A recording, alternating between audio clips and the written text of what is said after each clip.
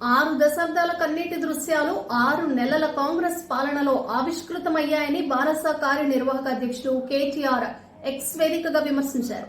10 ఏళ్లు లేని కరెంటు కోతలను మళ్లీ చూస్తున్నామన్నారు. విద్యుత్ సబ్ స్టేషన్ల ముట్టడి చేస్తున్నట్లు తెలిపారు. మోటార్లు కాలుతున్నాయన్నారు. ట్రాన్స్ఫార్మర్లు పేలుతున్నాయని ఎద్దేవా చేశారు. మళ్లీ చాన్నాళ్లకు ఇన్వర్టర్లు, జనరేటర్ల మోతలు చూస్తున్నట్లు చెప్పారు.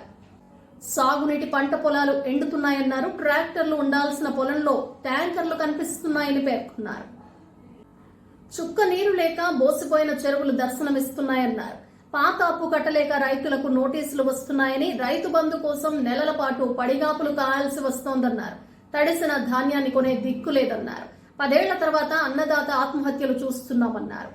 విత్తనాల కోసం రైతుల మొక్కులు, క్యూ లైన్లో పాస్ బుక్లు చూస్తున్నామన్నారు. కాంగ్రెస్ పాలనలో ఇలాంటి విషాద దృశ్యాలు ఇంకెన్ని చూడాలో అన్నారు. ఎంజీఎం ఆసుపత్రిలో 5 గంటల విద్యుత్ కోత బాధాకరమన్నారు. ఆసుపత్రులను కూడా ఈ ప్రభుత్వం నిర్వహించలేకపోతోందన్నారు. కరెంటు కోతలు లేవని సీఎం, మంత్రులు పదే పదే అంటున్నారని అన్నారు. ఆసుపత్రుల్లో కరెంటు కోతలకు ఎవరు బాధ్యత వహిస్తారని కేటీఆర్ ప్రశ్నించారు.